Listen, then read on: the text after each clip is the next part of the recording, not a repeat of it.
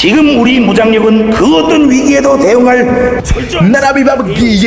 narabibabwiye ndongera mbivuge ndahamagarira leta nanone y'Ubushinwa na leta y'Uburusiya iyobowe na Perezida Vladimir Putin ndetse n'ibihugu byo muri Afurika byose ngo nimuze dukubite umwanzi w'iyi si yose ariwo Leta Zunze Ubumwe za Amerika. Ndabibabwira muzane indege zanyu z'intambara, muzane amato, twinjire ku kirwa cya Taiwan dukubite umwanzi w'amahoro ariwe Joe Biden. Uyu nguyu wakomeje kwigira igihangange cyane kuri iyi si ya rurema. Ibi ngibi nabivuze mu minsi yashize ariko ntimwabasha kunyumva neza. Namabwiye ko tugomba gutera bombe nucleaire ku murwa wa Washington muri Leta Zunze Ubumwe za Amerika ndetse tugatera na misile zambukiranya imigabane. Ibi ngibi bikazababaza cyane Leta Zunze Ubumwe za Amerika zakomeje gusuzugura ibihugu nkatwe birimo Korea y'Amajyaruguru, birimo leta y'Uburusiya bakomeje gusuzugura cyane,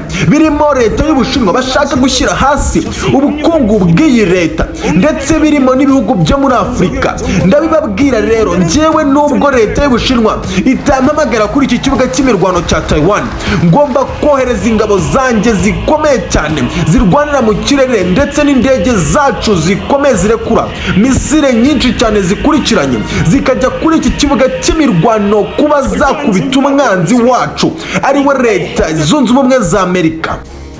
Aya ngaya akaba ari amagambo yongeye gutangazwa na Perezida wa Korea y'Amajyaruguru ariwe Kim Jong-un, watangaje ko noneho byeruye agomba guhamagarira ibihugu byose yaba ibya Afurika byasuzuguye cyane Leta Zunze Ubumwe za Amerika ndetse n'ibihugu nk'Uburusiya na leta y'Ubushinwa ishaka kugabwaho ibitero bikomeye cyane by'indege z'Abanyamerika ndetse ngo bagashyira hasi ubukungu bw'iki gihugu gikomeje kuzamuka cyane ku isi. Ibi ngibi ukaba uri buze kubikurikirana amakuru yacu arambuye ni mu gihe kandi ku kibuga cy'imirwano ku butaka bwa Ukraine mu murwa mukuru Kiev ku itegeko rikomeye cyane ryatanzwe na Perezida Vladimir Putin yaje kuvuga ko noneho nta kindi kintu yifuza kategetse ingabo z'Abaceceniya kuzenguruka inyubako irimo Volodymyr Zelensky ngo babashe kuba bamufata ntibakangwe cyane ngo n'abarinzi basanzwe bamurinda bageze kuri 400 ngo ahubwo araza kubohereza n'irindi tsinda ryaturutse cyane mu bihugu byo muri Afurika ririmo Abagande ndetse n'Abanya-Ethiopia na Algeria yohereje indege zayo n'abasirikari bakomeye cyane barwanira mu kirere ngo bajye gufata Abaceceniya bafatanyije na Belarus mu murwa mukuru Kiev ngo barebe ko bafata inkozi Volodymyr Zelensky ngo kuko bitarenze iminsi 2 yonyine aramushaka kuba mufite mu maboko ye ndetse bakamugeza imbere y'ubushinjacyaha ndetse bakamuryoza ibyaha bikomeye cyane yagiye akorera abaturage ba Ukraine. Ni mu gihe kandi amakuru dukesha ikinyamakuru Belarus Partizan avuga ko mu gace ka Kharkiv haje kongera kubera igitero gikomeye cyane cyaje kuza kwicwamo abasirikare bageze ku 1200 bose b'umuryango wo gutabarana mu bya gisirikare OTAN. Ibi ngibi bikaza kongera kubabaza cyane no gukora mu bwonko uwitwa Joe Biden ukomeje guhangana n'ibitero bikomeye cyane yaba ku kibuga cy'imirwano cya Taiwan ndetse n'ikibuga cy'imirwano ikingiki cya Ukraine ku butaka bwa Kharkiv. Barananje muri amakuru yarakomeye cyane ku mutekano, politike ndetse na diplomasi bikomeye cyane mwisi. Wowe nkurikiye ndabizi uri imfura kandi subscribe dukomeze kubana 5 kuri 5 ikaze. Nkuko byari byanditswe n'ikinyamakuru The Global gikomeye cyane gikorera mu Bushinwa cyari cyavuze ko Perezida Kim Jong-un yasabaga byemewe n'amategeko leta y'Ubushinwa ndetse na leta y'Uburusiya ko bagomba gutera bombe nucleaire ku mirwa ya Washington uri muri gihugu cya Leta Zunze Ubumwe za Amerika bakababaza Joe Biden wakomeje gusuzugura ibihugu byabo ndetse agasuzugura n'ibihugu byo muri Afurika ngo kandi ibi ngibi bikakomeza kudashimisha aba bayobozi bakomeye cyane ku isi ngo dore ko Leta Zunze Ubumwe za Amerika zikomeza guteza umutekano muke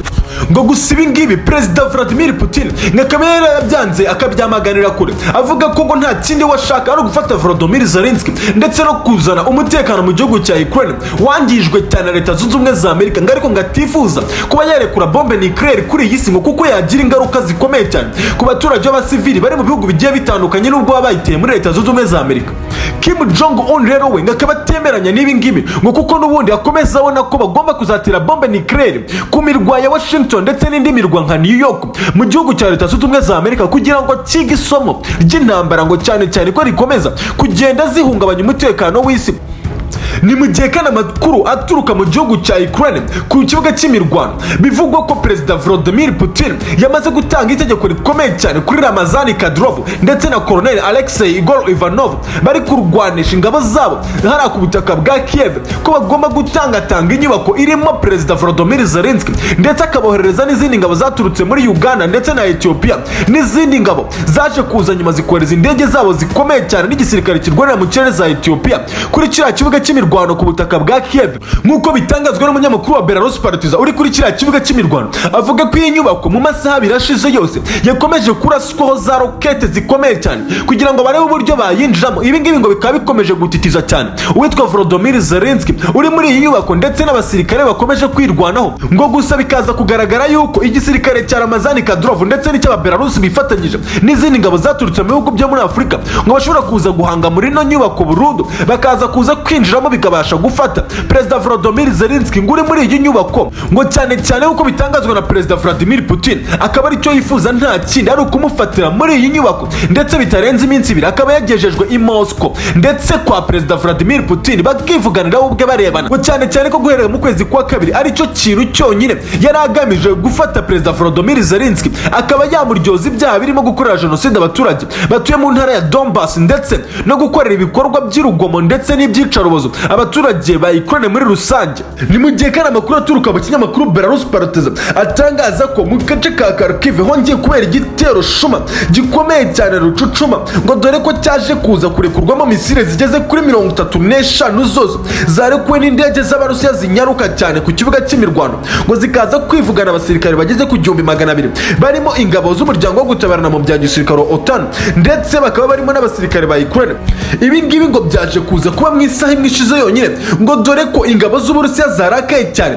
zigomba kwigarura uduce turimo Kharkiv turimo igice cya Mykolaiv nacyo cyakomeje kugabwaho ibitero bikomeye cyane ndetse na Mykolaiv kuko rero byatangajwe na Igor Konachev uyu nguyu akaba ari umuvugizi wa Minisiteri y'Ingabo z'Uburusiya akaba atangaza ko ibi bitero ko karibyo bakoze muri Kharkiv ngo dore ko byaje kwivuganwamo abasirikare bageze ku 200 b'umwanzi wabo ariwe OTAN ndetse n'ingabo za Ukraine. Ibi ngibi ngo bakaba babyishimira cyane ngo cyane ko baje kwashimuta n'imodoka bigeze kuri 15 byose bya tanka. Ibi ngibi birasa amarokete aremereye cyane ndetse bakaza no kuza kurasa indege zabo zigeze kuri 2 zose za Su-25. Izi ngizi ngo zinyaruka cyane zari zarabazengereje kuri iki kibuga cy'imirwano ku butaka bwa Ukraine. Wowe nkurikiye rero kandi subscribe ndetse n'akazogera ujye dukurikirana cyane mu makuru akomeye cyane ku kibuga cy'imirwano ku butaka bwa Ukraine ndetse no ku kibuga cy'imirwano ku butaka bw'ikirwa cya Taiwan.